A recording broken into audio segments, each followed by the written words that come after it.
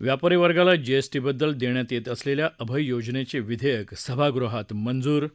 बिगर OC इमारतींच्या प्रश्नावर सर्वपक्षीय आमदारांची समिती स्थापन करण्याची नगरविकास मंत्री एकनाथ शिंदे यांची घोषणा.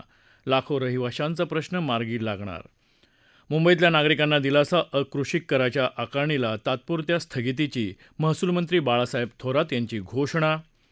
मेट्रो मार्ग 5 मधल्या प्रकल्पग्रस्तांचे एमएमआरडीएच्या घरांमध्ये पुनर्वसन करणार. नगरविकास मंत्री एकनाथ शिंदे यांची घोषणा. राज्यात जानेवारी फेब्रुवारीमध्ये 15 गर्भपात केंद्रांची मान्यता रद्द करून ती बंद करून टाकण्यात आली. 3 सोनोग्राफी यंत्रही जप्त. ठाणे जिल्ह्यातल्या 14 गावं आणि परिसर नवी मुंबईत समाविष्ट केल्याची नगरविकास मंत्री एकनाथ शिंदे यांची घोषणा. वसुली एजंटांच्या त्रासापासून कर्जदार महिलांना देणार दिलासा. गृहराज्यमंत्री शंभूराज देसाई यांचं आश्वासन. आमचं सरकार सर्वसामान्यांच्या विकासासाठी. उद्धव ठाकरे. आमदारांसाठी गोरेगावमध्ये 300 सदनिका बांधून देणार. मुंबईतल्या बीडीडी चाळींचं आणि कामाठीपुऱ्याच्या पुनर्विकासाचं काम सुरू होणार. गृहनिर्माण मंत्री जितेंद्र आव्हाड यांची घोषणा. हे तर महाविनाश आघाडी सरकार. देवेंद्र फडणवीस यांची टीका. शाळांमध्ये टप्प्याटप्प्यानं सीसीटीव्ही बसवणार. मुख्यमंत्री उद्धव ठाकरे यांनी विरोधकांचे सर्व आरोप फेटाळले. ही होती आठवड्याभराच्या कामकाजाची काही ठळक वैशिष्ट्य. विधानसभेच्या सोमवारच्या कामकाजाची सुरुवात प्रश्नोत्तराच्या तासानं सकाळी 11 वाजता झाली. महावितरणच्या वीज संच मांडणीवर विजेचा धक्का लागून एप्रिल 2019 ते फेब्रुवारी 2022 या कालावधीत झालेल्या 932 अपघातांमध्ये 955 नागरिकांना प्राण गमवावे लागले आहेत, अशी माहिती ऊर्जामंत्री डॉक्टर नितीन राऊत यांनी विधानसभेत सोमवारी दिली. नागपूर दक्षिण विधानसभा मतदारसंघाचे सदस्य मोहन मते यांनी विचारलेल्या तारांकित प्रश्नाला दिलेल्या लेखी उत्तरात राऊत यांनी ही माहिती दिली. राज्याच्या अर्थसंकल्पात जाहीर करण्यात आलेल्या वस्तू आणि सेवा कराच्या संदर्भातल्या अभय योजनेबद्दलचे विधेयक सोमवारी विधानसभेत मंजूर करण्यात आलं. वित्तमंत्री अजित पवार यांनी विधेयक विधानसभेत मांडलं. महाराष्ट्र कर, व्याज, शास्ती किंवा विलंब शुल्क यांच्या थकबाकीची तडजोड करण्याबाबत विधेयक 2022 नावाच्या या विधेयकाद्वारे कोरोना संकटकाळात अडचणीत आलेल्या उद्योग व्यापार क्षेत्राला अडचणीतून बाहेर काढून उभारी देण्याचा प्रयत्न करण्यात आला आहे. राज्यातल्या धान उत्पादकांसाठी आधारभूत किमतीपोटी थकीत असलेले 600 कोटी रुपये ताबडतोब देण्यात येतील, असं उपमुख्यमंत्री अजित पवार यांनी सोमवारी विधानसभेत सांगितलं. भोगवटा प्रमाणपत्राअभावी विविध नागरी समस्यांना सामोरं जाणाऱ्या लाखो नागरिकांचे प्रश्न सोडवण्यासाठी सर्वपक्षीय आमदारांची समिती 1 महिन्यात स्थापन करण्याचे आश्वासन नगरविकास मंत्री एकनाथ शिंदे यांनी मंगळवारी विधानसभेत दिलं. शिवसेनेचे आमदार सुनील प्रभू यांनी मुंबईतल्या परळमधल्या फ्लोरेन्स टॉवर इमारतीच्या संदर्भात प्रश्नोत्तराच्या तासात तारांकित प्रश्न विचारला होता. या प्रकल्पाच्या थकीत कोट्यवधीच्या बिलापोटी महापालिकेच्या कर निर्धारण आणि संकलन विभागानं विकासाऐवजी रहिवाशांना नोटीस पाठवली आहे. विधानसभेच्या बुधवारच्या कामकाजाची सुरुवात प्रश्नोत्तराच्या तासानं झाली. उस्मानाबाद जिल्ह्यातल्या अवैध गर्भलिंग निदानाचा आणि मुलींच्या घटत्या प्रमाणाचा विषय पारंड्याचे आमदार तानाजी सावंत यांनी तारांकित प्रश्नाद्वारे उपस्थित केला होता. या प्रश्नाला उत्तर देताना आरोग्यमंत्री राजेश टोपे यांनी सांगितलं की 2016 मध्ये नागरी नोंदणी प्रणालीच्या अहवालानुसार उस्मानाबाद जिल्ह्यात जन्माच्या वेळी असलेल्या मुलामुलींच्या गुणोत्तरात 1000 मुलांमागे 874 मुली होत्या, तर 2019 मध्ये हे प्रमाण 1000 मुलांमागे 913 मुलींवर गेलं आहे. आरोग्यमंत्री टोपे यांनी सांगितलं की राज्यामध्ये दर 1000 मुलांमध्ये 2015 साली असलेल्या 907 मुलींची संख्या 2019ला 919 वर गेली आहे.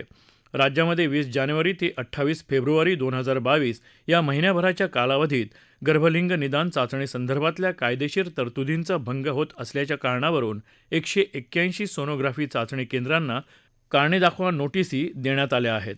3 केंद्रावरील सोनोग्राफी मशीन्स सील केले आहेत, अशी माहिती आरोग्यमंत्री राजेश टोपे यांनी बुधवारी विधानसभेत दिली. विधानसभेच्या कामकाजाला गुरुवारी सकाळी 11 वाजता प्रश्नोत्तराच्या तासानं प्रारंभ झाला. मायक्रो फायनान्स कंपन्यांनी नेमलेल्या वसुली एजंटांनी कर्जदारांना, विशेषतः महिलांना घरी जाऊन त्रास देऊ नये, अर्वाच्य भाषा वापरून शिवीगाळ करू नये यासाठी तातडीनं बैठक घेऊन सर्व पोलीस ठाण्यांना सूचना दिल्या जातील, असं गृहराज्यमंत्री शंभूराज देसाई यांनी गुरुवारी विधानसभेत जाहीर केलं. पुणे शहरातल्या पर्वती विधानसभा मतदारसंघाच्या आमदार माधुरी मिसाळ, शिवाजीनगर मतदारसंघाचे आमदार सिद्धार्थ शिरोळे, पुणे कंटोन्मेंट मतदारसंघाचे आमदार सुनील कांबळे आणि चिंचवडचे आमदार लक्ष्मण जगताप यांनी या संदर्भातला तारांकित प्रश्न प्रश्नोत्तराच्या तासात विचारला होता. प्रश्नोत्तराच्या तासानंतर तारांकित प्रश्नांना देण्यात आलेली लेखी उत्तरं तसंच अन्य कागदपत्रं सभागृहाच्या पटलावर ठेवण्यात आली. विधानसभेत यानंतर लक्षवेधी सूचना विचारार्थ घेण्यात आल्या. आमदार प्रमोद पाटील यांनी ठाणे जिल्ह्यातल्या 14 गावं आणि परिसर यांची नवी मुंबईत समाविष्ट करण्यासंदर्भातली विषय लक्षवेधी सूचनेद्वारे विधानसभेत मांडला. यावेळी आमदार बालाजी किणीकर, गणेश नाईक, रवींद्र चव्हाण आदींनी ठामपणे ही 14 गावं नवी मुंबईतल्या महापालिकेत समाविष्ट करावीत अशी मागणी केली. नगरविकास मंत्री एकनाथ शिंदे यांनी ही 14 गावं नवी मुंबईत समाविष्ट करत असल्याची घोषणा आज विधानसभेत केली. महाराष्ट्र विधानसभा नियम 293 अन्वये बुधवारच्या कामकाजात दर्शवण्यात आलेल्या प्रस्तावावर अनेक आमदारांनी म्हाडासह मुंबईतल्या जुन्या इमारतींचा पुनर्विकास यासह विविध प्रश्न मांडले. या चर्चेच्या उत्तरात मंत्र्यांनी दिलेल्या उत्तरांवर समाधान व्यक्त करून आपलं सरकार राज्याच्या सर्वांगीण विकासासाठी काम करत राहील असं आश्वासन मुख्यमंत्री उद्धव ठाकरे यांनी दिलं. गृहनिर्माण मंत्री जितेंद्र आव्हाड यांनी उत्तरादाखल दिलेल्या भाषणात आमदारांच्या घरांसाठी 300 उच्च उत्पन्न गटासाठीच्या सदनिकांचं बांधकाम गोरेगाव भागातल्या भूखंडावर केलं जाईल अशी घोषणा केली. तसंच बीडीडी चाळींचा पुनर्विकास केला जाईल आणि कामाठीपुऱ्याचाही पुनर्विकास 3 महिन्यात सुरू केला जाईल असंही आव्हाड यांनी जाहीर केलं. विधानसभा अधिवेशनातला शेवटचा आठवडा असल्यानं संध्याकाळी अंतिम आठवडा प्रस्तावावरील चर्चेला सुरुवात झाली. विरोधी पक्षनेते देवेंद्र फडणवीस यांनी राज्यातलं सरकार हे महाविकास आघाडी सरकार नसून महाविनाश आघाडी सरकार किंवा महावसुली सरकार किंवा मध्यविकास आघाडी सरकार असल्याची टीका केली. त्यांनी विविध विभागांमधल्या भ्रष्टाचारावर चौफेर हल्ला चढवला आणि हे सरकार शेतकऱ्याला दिलेली हेक्टरी 50,000 रुपयांची आश्वासन न पाळता वाईन विक्रीचा निर्णय शेतकऱ्यांसाठी घेतल्याचं सांगत आहे अशी टीकाही त्यांनी केली. विधानसभेच्या शुक्रवारच्या कामकाजाला प्रश्नोत्तराच्या तासानं सुरुवात होताच भोरचे आमदार संग्राम थोपटे यांच्यासह नाना पटोले, अमीन पटेल, सुलभा खोडके, जयकुमार गोरे आणि राहुल कुल यांनी जिल्हा परिषद शाळा, आश्रमशाळा, वसतिगृह आणि खाजगी शाळांमध्ये CCTV कॅमेरे बसवण्याचा विषय तारांकित प्रश्नाद्वारे उपस्थित केला होता. जिल्हा परिषदेच्या 65,000पेक्षा जास्त शाळांमध्ये इतर सरकारी शाळांमध्येही CCTV कॅमेरे बसवण्याची कारवाई येत्या शैक्षणिक वर्षापासून सुरू करण्यात येईल अशी घोषणा शालेय शिक्षणमंत्री वर्षा गायकवाड यांनी गुरुवारी केली. सध्या एकूण 65,086 जिल्हा परिषद शाळांपैकी केवळ 1,624 शाळांमध्ये CCTV बसवण्यात आले आहेत अशी माहितीही गायकवाड यांनी विधानसभेत दिली. वाहतूक पोलिसांकडून जनतेकडून केली जाणारी पैसे वसुलीला बदल्यांना द्यावे लागणारे पैसे कारणीभूत आहेत आणि गृह विभागाने याची गांभीर्यानं दखल घ्यावी असे आदेश प्रत्यक्ष पीठासीन अधिकाऱ्यांनीच दिले आणि या सर्व प्रकाराबद्दल तीव्र नाराजी व्यक्त केली. विविध शहरांमध्ये चौकाचौकात वाहतूक पोलीस वाहतूक नियमन करण्याऐवजी जनतेकडून पैसे कसे वसूल करतात आणि या गोष्टीला वाहतूक पोलीस नव्हे तर पोलीस निरीक्षक किंवा सर्कल जबाबदार आहेत. बदल्यांमध्ये दिलेले पैसे वसूल करण्यासाठी हे सर्व प्रकार केले जातात अशा शब्दात विधानसभेच्या तालिका अध्यक्षांनीच शुक्रवारी नाराजी व्यक्त केली. भिवंडी ग्रामीण विधानसभा मतदारसंघाचे आमदार शांताराम मोरे यांनी या संदर्भातला तारांकित प्रश्न प्रश्नोत्तराच्या तासात उपस्थित केला होता.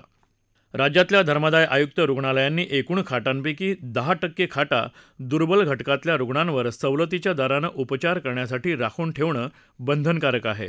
मात्र असं न करता मनमानी पद्धतीनं कारभार करून गरीब रुग्णांवर उपचार न करणाऱ्या धर्मादाय रुग्णालयांवर कठोर कारवाई केली जाईल अशी माहिती वैद्यकीय शिक्षण राज्यमंत्री आदिती तटकरे यांनी 25 मार्च या दिवशी विधानसभेत लक्षवेधीवर उत्तर देताना केली होती. यावेळी सभागृहात अनेक सदस्यांनी धर्मादाय रुग्णालयांच्या मनमानी कारभाराविषयक नाराजी व्यक्त केली. मुख्यमंत्री उद्धव ठाकरे यांनी अंतिम आठवडा प्रस्तावावरील चर्चेला उत्तर देताना प्रमुख विरोधक असलेल्या भारतीय जनता पक्षावर कडक शब्दात टीका केली आणि भारतीय जनता पक्षाला राज्य सरकारनं किंवा मुंबई महानगरपालिकेनं केलेलं कोणतंही चांगलं काम दिसत नाही अशी टीका केली. तसंच केंद्रीय तपास यंत्रणांचा वापर करून नातेवाईकांना त्रास देणं म्हणजेच महाभारतातल्या शिखंडीसारखं आहे असं सांगून मुख्यमंत्री ठाकरे म्हणाले की बाकी सगळं शेपूट घालून बसले असताना शिवसैनिकांनी मुंबई वाचवलेली आहे याचीही आठवण करून दिली. भारतीय जनता पक्ष राम मंदिर म्हणाला निवडणुका लढवायची, आता ते दाऊद म्हणत निवडणुका लढवणार आहेत का असा सवालही मुख्यमंत्र्यांनी केला. अंतिम आठवडा प्रस्तावावर मुख्यमंत्र्यांसह उपमुख्यमंत्री अजित पवार यांनीही उत्तर दिलं. त्यानंतर कामकाज पत्रिकेतलं विहित कार्यक्रम संपल्यानं विधानसभेचं अधिवेशन संस्थगित करण्यात आलं. पुढचं अधिवेशन 18 जुलैला होणार आहे. विधान परिषद 31 मार्चपर्यंत एसटी कामगारांनी कामावर हजर व्हावं, राज्य सरकारची भूमिका. एसटी कर्मचाऱ्यांचा सरकारी कर्मचारी म्हणून समावेश नाही. मराठा आरक्षणासाठी लवकरच स्वतंत्र मागासवर्ग आयोगाची स्थापना. पुण्यातल्या घटनेच्या पार्श्वभूमीवर राज्यातल्या 65,000 शाळांमध्ये CCTV कॅमेरे बसवणार. ओबीसी समाजाला न्याय मिळावा म्हणून बाठिया आयोगाचा अहवाल 3 महिन्यात सादर करणार. ही होती विधान परिषदेतील साप्ताहिक कामकाजातील काही ठळक वैशिष्ट्य. राज्यातल्या एसटी कर्मचाऱ्यांच्या संपामुळे सर्वसामान्य जनता, विद्यार्थी यांचे मोठे हाल होत आहेत. 31 मार्चपर्यंत कर्मचाऱ्यांनी हजर न झाल्यास कारवाई करणार असल्याचा इशारा परिवहन मंत्री अनिल परब यांनी दिला आहे. शेकापचे जयंत पाटील आणि विरोधी पक्षाच्या अन्य सदस्यांनी या संदर्भातली माहिती सरकारनं स्पष्ट करावी अशी मागणी केली होती. त्यावर परिवहन मंत्री यांनी निवेदन केलं की एसटी कामगारांना 7व्या वेतन आयोगाप्रमाणे वेतन देता येणार नाही, मात्र जवळपास त्यांना चांगलं वेतन देणार आहोत.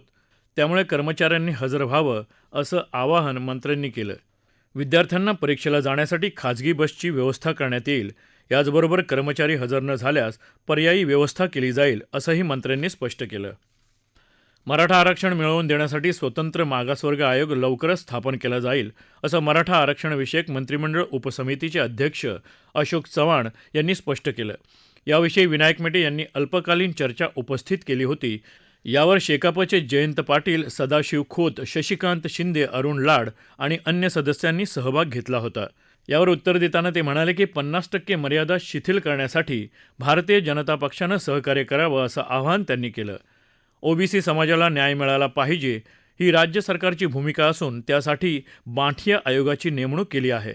या आयोगाचा अहवाल 3 महिन्यात येईल अशी माहिती बहुजन कल्याण मंत्री विजय वडेट्टीवार यांनी दिली. आयोगाकडून इम्पेरिकल डेटाचं काम सुरू असून 3 महिन्यात त्याचा अहवाल येईल असं सांगून ते म्हणाले की यामध्ये कोणतंही राजकारण नाही असंही त्यांनी स्पष्ट केलं. या चर्चेत शशिकांत शिंदे, सुरेश धस, सुधीर तांबे, सदाभाऊ खोत, नरेंद्र दराडे, जयंत पाटील अन्य सदस्यांनी सहभाग घेतला. राज्यातल्या शासकीय निमशासकीय कर्मचाऱ्यांना जुनी पेन्शन योजना लागू करणं शक्य नाही असं अर्थमंत्री अजित पवार यांनी राष्ट्रीय पातळीवर भविष्यकाळात या संदर्भातला निर्णय झाला तर विचार केला जाईल असं आश्वासन दिलं. निवृत्ती वेतन संदर्भात याबाबत वेळोवेळी बैठका सुरू असल्याचं मंत्र्यांनी स्पष्ट केलं. सुधीर तांबे यांनी या संदर्भातला प्रश्न विचारून सरकारचं लक्ष वेधलं होतं. या प्रश्नावर कपिल पाटील, विक्रम काळे, अभिजित वंजारी आदींनी सहभाग घेतला. पुण्यातल्या एका कन्याशाळेतल्या विद्यार्थिनीवर झालेल्या अत्याचाराचे पडसाद सभागृहात उमटले. राज्यातल्या 64,000 शाळेमध्ये CCTV कॅमेरे बसवणार असल्याची घोषणा शिक्षणमंत्री वर्षा गायकवाड यांनी केली. त्याचबरोबर शाळांमध्ये मुलींना मार्गदर्शन करण्याकरता एका महिला शिक्षकांवर जबाबदारी देण्यात येईल. प्रत्येक शाळेत तक्रारपेटी बसवणार असल्याची घोषणा वर्षा गायकवाड यांनी केली. शिक्षण राज्यमंत्री बच्चू कडू यांनी विद्यार्थ्यांच्या शिक्षणाबद्दल चिंता व्यक्त करून याविषयी काहीतरी सभागृहात चर्चा व्हावी अशी अपेक्षा केली होती. कारण प्रत्येक वेळी सभागृहात शिक्षकांचे वेतन, भत्ते आणि अन्य सुविधा मिळण्याबाबत चर्चा होते. मात्र सुधीर तांबे यांनी विद्यार्थ्यांच्या शिक्षणासंदर्भात लक्ष घालण्याची गरज आहे हे वक्तव्य केल्यानं आपण त्यांचे सदैव नाव घेऊ, कारण त्यांच्या या वक्तव्यामुळे मला समाधान वाटलं.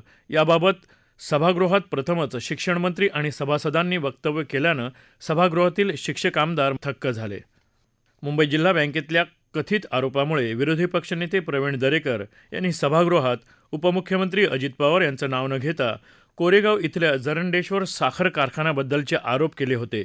या आरोपाला पवार यांनी समर्पक उत्तरं दिली तर आपलं समाधान झालं असल्याचं विरोधी पक्षनेते दरेकर यांनी स्पष्ट केलं. मुंबई जिल्हा बँकेवरून विरोधी पक्षनेते दरेकर यांना अटक झाली आहे की काय या प्रश्नावरून सभागृहात मनीषा कायंदे आणि दरेकर यांच्या शाब्दिक खडाजंगी झाली. विधिमंडळाच्या अर्थसंकल्पीय अधिवेशनात विधान परिषदेत जवळपास 85% सदस्यांची उपस्थिती होती, तर या आठवड्याच्या या कालावधीत सर्वाधिक उपस्थिती 93% तर कमीत कमी 68% होती. अधिवेशन काळातल्या 14 बैठकांमध्ये एकूण 88 तास 37 मिनिटं कामकाज झालं, तर रोज सरासरी कामकाज 53 मिनिटांचं झालं.